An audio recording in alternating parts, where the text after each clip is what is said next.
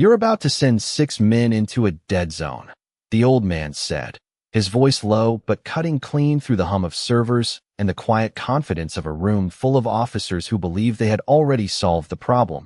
And for a moment no one reacted, not because they agreed, but because the certainty in his tone didn't match the worn jacket on his shoulders or the age in his hands. Captain Ryan Mercer was the first to break the silence, turning slowly from the glowing wall of satellite feeds, his jaw tightening as he took in the sight of Thomas Whitaker sitting at the end of the long steel table like he had every right to be there. "This room is restricted," Mercer said, each word clipped, rehearsed, meant to reassert control, active command only. A few of the younger lieutenants shifted in their seats, exchanging faint smirks, the kind that came easy when authority felt new and unquestioned. But Tom didn't move, didn't even look at Mercer right away. His eyes stayed on the map, on the ridgeline cutting across the digital terrain like a scar that only he seemed to recognize. The air conditioning whispered through the vents, cold and steady, carrying the faint scent of metal and coffee. Outside the reinforced glass, a Black Hawk sat motionless on the tarmac, its rotor blades still, waiting. Inside, the mission clock ticked down in silent red numbers, 42 minutes and 17 seconds. Mercer stepped closer, boots striking the polished floor with sharp, controlled precision. "Sir, I'm going to need you to step out," he said, louder now, for the room, for the rank on his chest, for the system that said he was in charge. Tom finally lifted his gaze, pale blue eyes steady, not challenging, not apologizing, just present in a way that made Mercer feel, for a split second, like he was being seen through instead of looked at. "Your route won't hold after 1,700 hours, Tom said, calm as still water, the words landing heavier than they should have. A ripple moved through the room. Someone let out a short breath that almost turned into a laugh. Mercer gave a tight smile, the kind that dismissed without engaging. "We're running real-time satellite, thermal overlays, predictive wind. Modeling down to 1/10 of a mile per hour," he replied, gesturing toward the screens where clean lines and perfect data painted a picture of certainty. "This isn't guesswork." Tom nodded once, slow, like he had heard that before, like he had heard it decades ago in another room with another map that looked just as certain. His hand, weathered and steady, lifted slightly, pointing not at the main route, but at a narrow cut in the terrain most of them had ignored. "That valley breathes different," he said quietly, "and it turns on you when the sun drops." Mercer's expression hardened, the room watching now, waiting to see if this was a challenge or just an old man out of place. "We don't make decisions based on feelings," Mercer said, voice firm. But there was something under it now, something thinner, less certain. Tom didn't argue, didn't raise his voice, he just leaned back slightly, eyes returning to the map as if the conversation was already over for him, as if the outcome had been decided long before anyone in that room ever saw the briefing. And in that silence, heavier than any command, something shifted, not in the data, not on the screens, but in the space between certainty and experience. Where one of them was about to be proven wrong, the room did not return to normal after that, even though no one said it out loud. The hum of the systems felt louder now, sharper, like every piece of equipment was suddenly trying to prove it was right. Captain Mercer turned back to the display wall with a controlled motion, his fingers moving across the console, pulling up additional overlays, wind charts, thermal gradients, numbers filling the air between him and the map like a shield he trusted more than anything else. "Surface winds are stable at 8 miles per hour from the southwest," he said, his voice steady again, almost rehearsed. "Thermal variance is within acceptable range, and the drone feed confirms full signal continuity through the valley." He tapped the screen where the route cut cleanly through the terrain, a perfect line drawn by perfect data. "There is no dead zone." Tom Whitaker did not respond immediately. He watched the shifting layers of information, the clean geometry of it, the confidence it projected, and for a moment his reflection faintly appeared in the glass, older, quieter, carrying something none of the others could see. "That is because your system is reading the air above the valley," he said finally, his tone unchanged, "not the air that settles inside it." A few heads turned now, not laughing this time, just listening. Sergeant Luke Bennett leaned slightly forward in his chair, eyes narrowing as he studied the same section of terrain. Something about the way the shadows fell across the ridge line did not sit right with him. Mercer exhaled through his nose, a sign of patience wearing thin. "We are not ignoring variables," he replied. "We are prioritizing verified data over assumptions." Tom gave a small nod, as if agreeing in principle, but not in practice.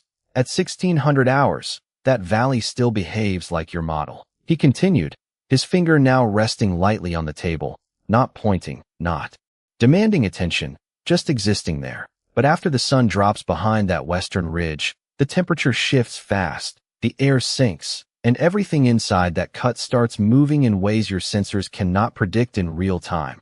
The room grew quieter, the ticking clock now louder than before. 37 minutes and 2 seconds.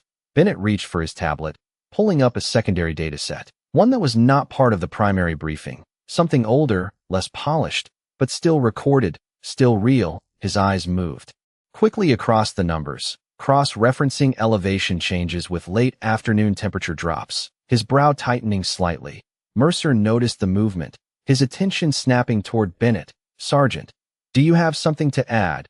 Bennett hesitated for half a second, feeling the weight of rank, of protocol, of speaking against the current. "Sir, there is a microclimate variance recorded in similar terrain profiles," he said carefully. "It is not in the primary model, but it shows signal disruption potential after sunset." Mercer's jaw set again, but this time there was a flicker of something else behind it, something less certain. He turned back to the screen, adjusting parameters, forcing the system to look deeper, to confirm what he already believed or to prove the old man wrong. But the system did not immediately respond the way he expected. There was a delay, subtle but real, as if the certainty had to be recalculated. Tom watched that moment without expression, without satisfaction, just recognition, like he had seen this exact hesitation before, not in machines, but in men who trusted them too much. Outside, a faint gust of wind brushed across the tarmac, unnoticed by most, but Tom's eyes shifted slightly, as if he felt it through walls and steel and distance. And somewhere in that quiet shift, the balance in the room began to tilt, not loudly, not dramatically, but enough that the next decision would no longer be as simple as following the line on a screen. The delay in the system response did not last more than a second, but in a room built on precision, 1 second felt like a crack in glass. Captain Mercer noticed it. Everyone did, even if no one said it out loud. The data refreshed, numbers recalibrating, wind vectors shifting by small margins that should not have mattered, but somehow did. Mercer straightened slightly, adjusting his posture as if control could be restored through discipline alone. "Minor fluctuation," he said, more to the room than to himself. "The model is compensating." But the confidence in his voice no longer carried the same weight. Sergeant Bennett kept his eyes on his tablet, scrolling through archived environmental logs, his thumb pausing on a line of data that mirrored what Tom had described. Late-day thermal inversion, signal interference spikes, inconsistent drone telemetry, all clustered around terrain formations just like the one on the screen. Bennett swallowed, feeling the tension settle into his chest, then looked up, this time not hesitant. "Sir, the pattern repeats," he said, his voice steady but quieter than before. "It is not random." Mercer did not respond immediately, his gaze fixed on the updated projection, the once clean route now flickering with caution markers that had not been there moments ago, yellow indicators blinking softly, like warnings trying not to be noticed. Tom Whitaker leaned forward just enough to rest his forearms on the table, the fabric of his old jacket brushing against the cold metal surface with a faint, dry sound. His eyes did not leave the map, but his focus seemed to shift beyond it, past the pixels and into something older, something remembered. "The valley narrows right here," he said, tracing the air above the screen without touching it. "And the walls trap the cold when the light drops. Your signal does not fail all at once. It fades, then fractures, then disappears." The room listened now, not because they were convinced, but because ignoring him no longer felt safe. Mercer exhaled slowly, turning his head just enough to look at Tom directly, studying him, measuring him, trying to find the flaw that would restore certainty. "And you know this how?" he asked, not mocking this time, but demanding something solid. Something verifiable. Tom's gaze did not waver. Because I have watched it happen, he replied. Simple, direct, without embellishment. The words hung in the air, heavier than any data point. Bennett felt it, the shift from theory to experience, from prediction to memory. And something about that difference unsettled him more than any system warning. Outside the glass, the sky had begun to soften, the hard blue fading toward a muted gold as the sun edged lower, long shadows stretching across the tarmac, unnoticed by most, but not by Tom. His eyes flicked briefly toward the horizon before returning to the map, as if the real clock was not the one counting down on the wall, but the one set by light and terrain and air. Mercer turned back to the console, his fingers hovering for a moment before making the next input. He adjusted the simulation parameters again, forcing a deeper environmental model, one that required more processing, more time, more uncertainty. The system hesitated, then complied. The route recalculated. The once solid line now bending slightly, deviating in small but undeniable ways. A longer path appeared as an alternative, not as efficient, not as clean, but marked with stability. Mercer stared at it, jaw tight. The room silent except for the low hum of machines and the distant sound of a helicopter starting somewhere beyond the walls. And in that moment, with data shifting and time slipping, the certainty that had filled the room at the start of the briefing no longer felt like strength. It felt like risk, and for the first time since the old man spoke, no one was ready to dismiss him. The alternative route remained on the screen like a quiet accusation, longer by 12 minutes, less efficient by every measurable standard, and yet marked with a stability that no one in the room could ignore anymore. Captain Mercer stared at it without speaking, his reflection faint against the shifting data. The confidence that had carried him through the briefing now pressed thin against something he could not easily quantify. Sergeant Bennett shifted in his seat, the chair creaking softly under the tension that had settled across the room. Sir, if the interference pattern holds, we risk losing comms for up to 5 minutes in that valley, he said, choosing each word carefully.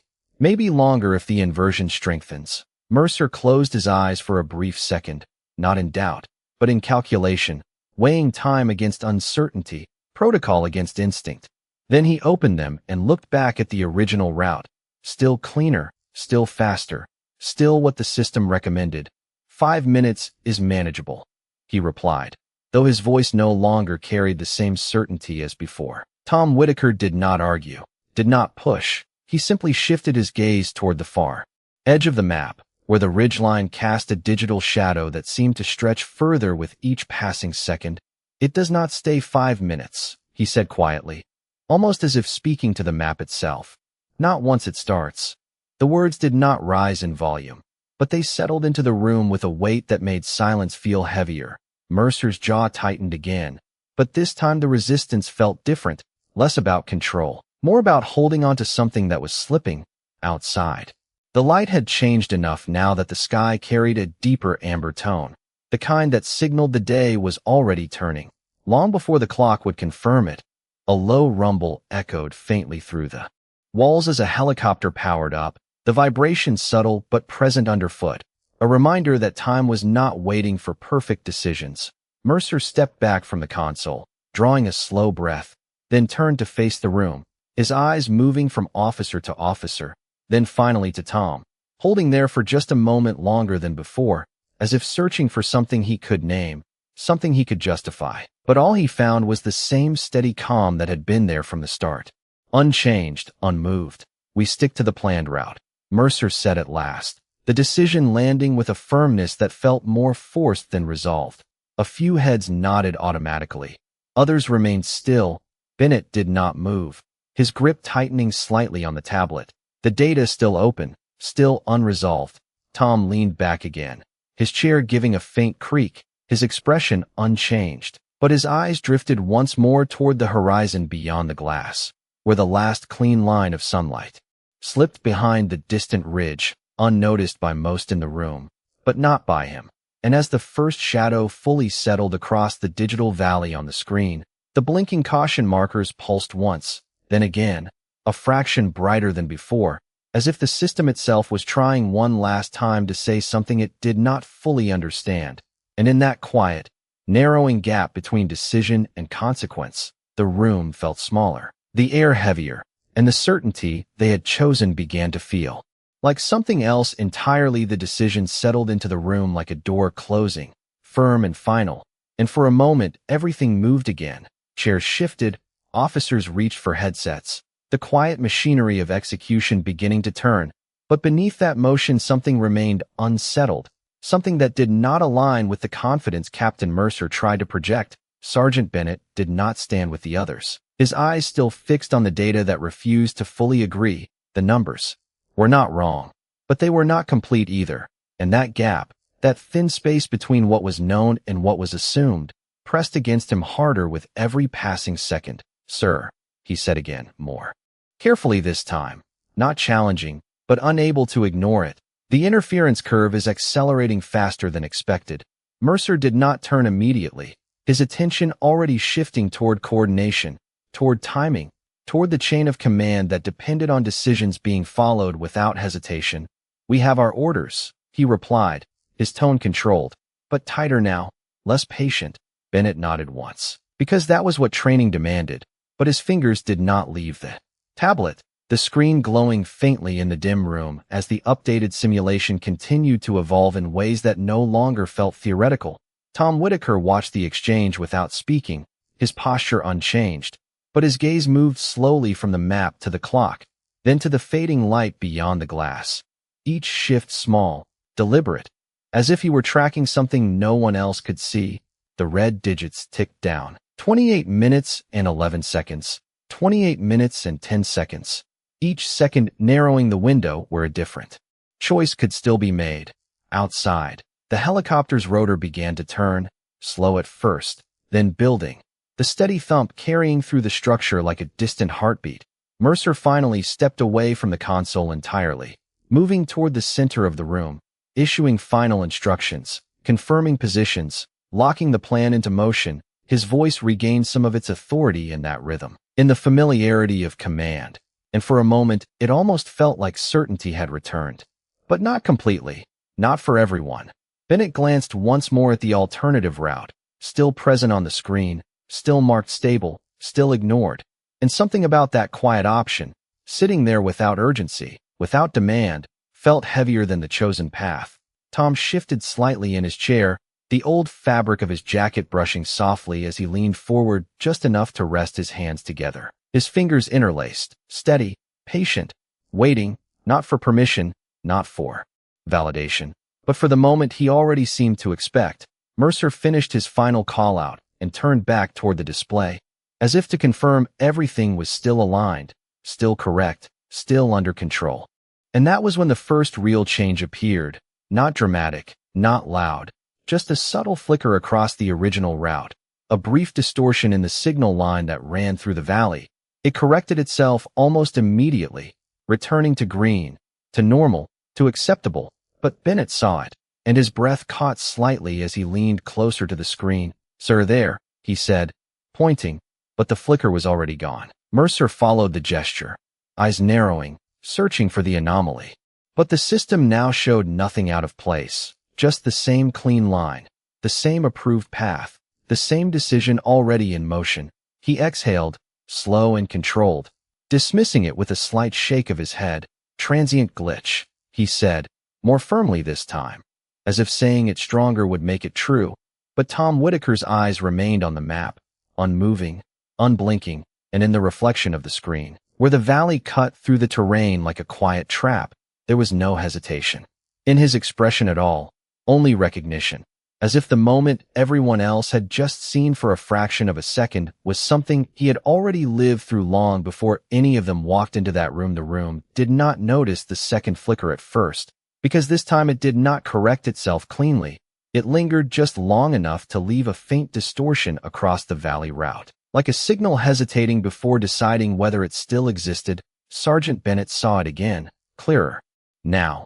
And this time his hand tightened around the edge of the table instead of pointing, because he already knew what it meant. The model was no longer predicting with confidence. It was reacting, trying to catch up to something it had not been built to anticipate. Signal degradation beginning.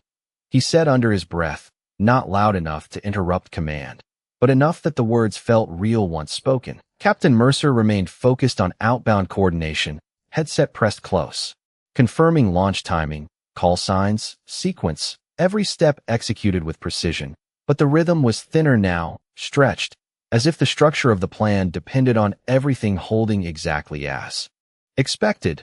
Tom Whitaker did not move, but his eyes shifted slightly toward the digital valley again, watching the line that had once been clean begin to show the smallest fractures, not breaks, not yet, just inconsistencies that only mattered if you knew what came next. The low thump of the helicopter outside grew stronger, more defined, each rotation of the blades pulling the moment forward whether anyone was ready or not. Mercer finished his transmission and lowered the headset, turning back toward the display as if drawn by something he did not want to acknowledge. The route pulsed once, a faint ripple of distortion passing through it, and this time it did not disappear immediately. It stretched, elongated, then snapped back into place, green again, stable again, almost convincing. Compensation delay, Mercer said, quieter now, more to himself than to anyone else, as if the explanation needed to exist before the doubt could take shape.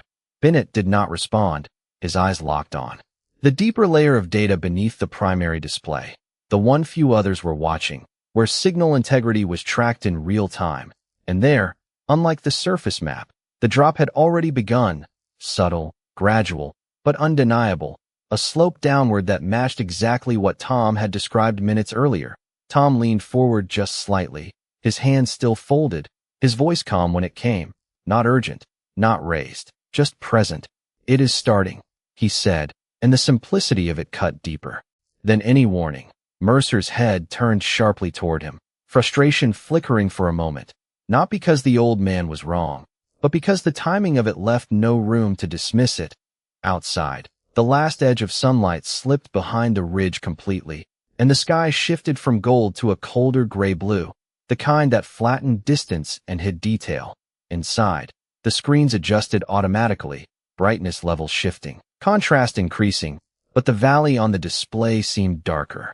Now, less defined, as if the system itself was struggling to maintain clarity. Mercer stepped closer to the console again, his hand hovering over the controls, the alternative route still visible in the corner of the display, unchanged, stable, waiting. He hesitated for a fraction of a second, just long enough for the possibility of a different choice to exist. Then his fingers moved, not to switch routes, but to reinforce the current one, increasing signal relay support, adding redundancy, forcing the system to hold where it wanted to fail. "We maintain course," he said, the words firm again, but carrying the weight of something that had already begun to slip beyond control. Bennett looked up from his tablet, the data now confirming what instinct had warned, the interference curve steepening faster than projected. And this time he did not speak, because the moment for words had passed. Tom Whitaker watched the screen in silence, his reflection steady against the shifting map, and in that reflection, there was no surprise, no reaction, only the quiet certainty of someone who had seen this exact moment unfold before, when the plan still looked intact, when the system still said everything was fine, and when the first real failure had already begun beneath the surface.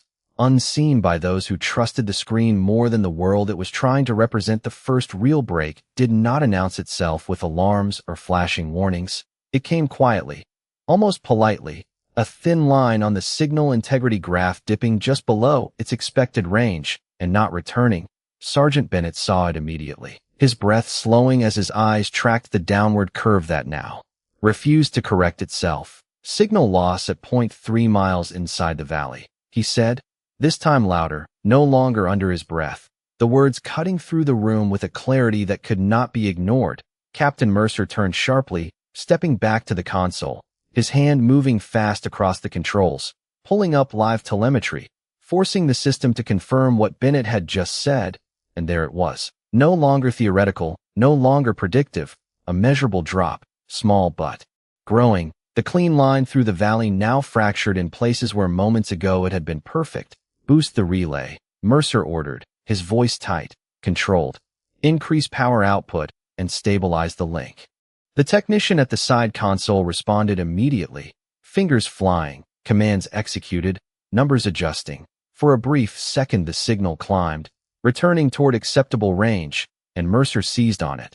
There, it is holding, he said, almost forcing the conclusion into place. But the system did not hold.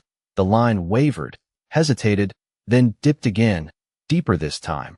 The recovery slower, less certain. Like something slipping through their grasp, Tom Whitaker watched it unfold without moving, his eyes following the pattern with the calm of recognition. Not surprise, not satisfaction, just the quiet confirmation of something he had already known would happen. Outside, the helicopter lifted slightly from the ground, its rotor now a steady blur, the deep, rhythmic pulse echoing through the structure. Inside, the screens flickered as the system compensated again, trying to maintain clarity where the environment no longer allowed it. Bennett leaned forward, his voice steady but urgent now. Sir, the interference curve is steepening faster than the model can adjust. Mercer did not look at him, his focus locked on the display, on the numbers he could still control, on the variables he could still command.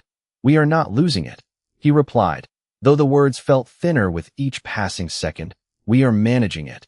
Tom's voice came again, just as calm, just as precise. It does not fail all at once, he said, the same words as before, but now they carried proof. Behind them, the room felt tighter, smaller, as if the walls themselves were closing in around the narrowing margin of error. The alternative route still sat in the corner of the screen, unchanged, stable, almost untouched by the chaos beginning to form in the valley path. Mercer saw it. Of course he did. But his eyes moved past it quickly, returning to the route already in motion, the one he had committed to, the one now unraveling in slow, undeniable increments. The clock continued its steady countdown, 19 minutes and 42 seconds, 19 minutes and 41 seconds, time no longer an abstract number, but a pressure building with each second. Mercer's hand hovered over the controls again, the option to redirect still there, still possible, but shrinking, every moment of hesitation making the shift more complex, more disruptive, more costly. Bennett watched him, waiting, not for permission, but for the decision that would define everything that followed. Tom Whitaker remained still, his presence quiet but unshakable, like a fixed point in a room where everything else had begun to move. And as the signal line dipped once more, deeper than before, no longer correcting, no longer pretending to be stable, the difference between knowing and believing became impossible to ignore.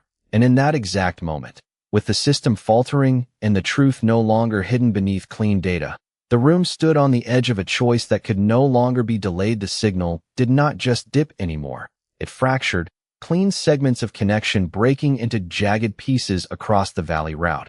And this time, there was no recovery, no smooth correction, just a stuttering line that refused to stabilize. Sergeant Bennett did not need to speak. Now, the evidence filled the room in flickering data and uneven telemetry. Captain Mercer stared at the display, the tight control in his posture finally giving way to something else. Not panic, not yet, but the unmistakable realization that the system he trusted was no longer leading. It was reacting, and reacting too late. We are losing integrity across the entire corridor, one of the technicians said, voice strained but controlled. Relay boost is not compensating. Mercer's hand hovered again over the controls, but this time it did not move immediately because the decision in front of him was no longer theoretical. It was immediate, and it carried weight he could not offload onto data. Tom Whitaker spoke without raising his voice, but every word landed with precision. You still have time, he said. And for the first time, Mercer looked at him not as an interruption, not as an outsider, but as the only person in the room who had not been surprised by any of this. The clock continued its steady descent, 15 minutes and 8 seconds, 15 minutes and 7 seconds, each second narrowing the window where correction was still possible. Outside, the helicopter had fully lifted now, hovering just above the tarmac, waiting for final clearance. Its rotor wash kicking up dust in tight spirals that blurred the edges of everything it touched. Inside, the air felt heavier, as if the room itself understood that the next command would decide whether control was regained or lost completely. Mercer turned back to the screen, the alternative route still visible, still stable, still offering a path that required him to admit that his original decision had been wrong. His jaw tightened, not out of pride, but out of the weight of command, the knowledge that changing course now would ripple through every unit already moving, every second already committed. Bennett watched him closely, the data no longer a question, but a confirmation, and in that silence, the gap between action and consequence closed rapidly. Tom remained still, his presence unchanged, not pressing, not demanding, just waiting for the moment when the truth in front of them became impossible to deny. The signal line dropped again, deeper this time. A clear break extending further into the valley, and this time it did not reconnect at all. The system attempted to compensate, rerouting, amplifying, recalculating, but the environment no longer allowed it. Mercer inhaled slowly, then exhaled, the decision finally settling into place. His hand moved with purpose now, not hesitation, not reaction, but command. Redirect the team, he said, voice firm, cutting clean through the room. Switch to alternate route, full adjustment. Now the technician responded instantly, hands moving, commands executed. The display shifting as the primary path faded and the secondary route took prominence. Clean, stable, holding. Mercer did not look at anyone as the change locked in. He kept his eyes on the screen, watching as the system confirmed the new path, watching as the interference curve flattened along it, watching as control returned, not perfectly, not completely, but enough to move forward without losing everything. Bennett released a breath he did not realize he had been holding, his shoulders easing slightly as the data aligned. Tom Whitaker leaned back once more, his chair giving that same faint creak, his eyes still on the map, but now the tension in the room no longer pressed against him. It moved past him, and in that quiet shift, where command had finally aligned with reality, the difference between knowing and trusting became clear to everyone who had witnessed it. The room did not erupt in relief when the new route locked in. It settled, slowly, like pressure releasing from something that had been held too tight for too long. The screen stabilized, the fractured signal lines smoothing out into something consistent. Again, not perfect, but reliable, and that was enough. Captain Mercer stood still for a moment longer than necessary, his eyes fixed on the display as the system confirmed full integrity along the alternate path. The numbers aligned now, clean in a way that no longer felt misleading, just honest. Sergeant Bennett leaned back in his chair, the tension easing from his shoulders, his grip loosening on the tablet as the data finally matched what he had seen forming minutes ago. Outside, the helicopter adjusted its position, pivoting slightly as new coordinates fed into its navigation system. The rotor wash shifting direction, controlled, deliberate. Inside, the hum of the equipment returned to its normal rhythm, no longer strained, no longer compensating for something it could not hold. Mercer exhaled slowly, the breath measured, controlled, but heavier than before. He did not speak immediately, because there was nothing left to justify, nothing left to defend, only the quiet reality of a decision corrected just in time. He turned his head slightly, his eyes finding Tom Whitaker again, and for the first time since the old man had spoken, there was no resistance there, no dismissal, just recognition, not loud, not announced, but unmistakable. Tom did not respond to the look, did not acknowledge it outwardly. He simply shifted his gaze back to the map, as if the outcome mattered more than anything that came with it. The clock continued its steady countdown, but it no longer pressed against the room the same way. The urgency had changed, not gone, but steadier, more grounded. Mercer stepped back from the console, his posture different now, less rigid, more aware, and when he spoke, his voice carried a quieter weight. Maintain the adjusted route, he said, confirming what was already in motion. But this time there was no need to force certainty into the words. It was already there, built on something more than data alone. Bennett glanced once more at the original valley route, now dimmed, its signal line still fractured, still unstable, a reminder of how close the margin had been, how easily it could have been missed if not for one voice in the room that refused to compete, refused to argue, and simply stated what was true.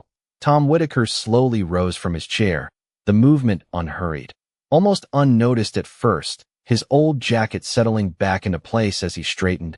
No one stopped him, no one questioned him, Because the room had already shifted around him, he had nothing left to prove there. He moved toward the door quietly, his steps measured, steady, and just before he reached it, Mercer spoke again, not loud, not commanding, just enough to carry. Across the room, Mr. Whitaker, Tom paused, not turning immediately, the silence stretching just long enough to matter. Mercer did not add anything else for a second,